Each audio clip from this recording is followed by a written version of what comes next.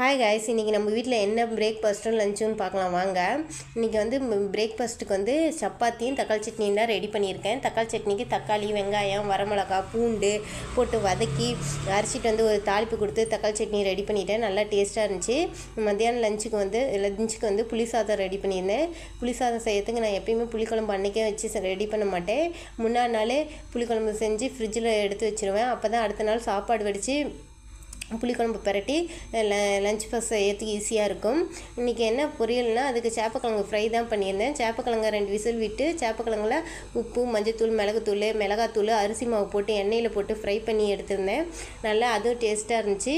இது வந்து சஷ்மினோட tiffin box. அவன் டிஃபன் பாக்ஸில் எப்பயுமே பொரியல் வைக்கிற மாதிரியே இருக்கும். அதுக்கடுத்தது மௌனிஷோட டிஃபன் பாக்ஸ் பார்த்தலாம். மௌனிஷ் டிஃபன் பாக்ஸ் அவனை மாரியே நல்லா குட்டியாக இருக்குங்க பாருங்கள். அப்புறம் அவனுக்கு புளிசாதம் போட்டு ரெடி பண்ணியாச்சு. நேற்று ஒரே மழை வந்தனால ஏலைக்கு வாழைப்பழம் வாங்கிட்டு வரல. அவங்க எப்போயும் ஏலைக்கு வாழைப்பழம் தான் சாப்பிடுவாங்க. என்கிட்ட நான் சாப்பிட்ற செவ்வாழைப்பழம் இருந்துச்சு.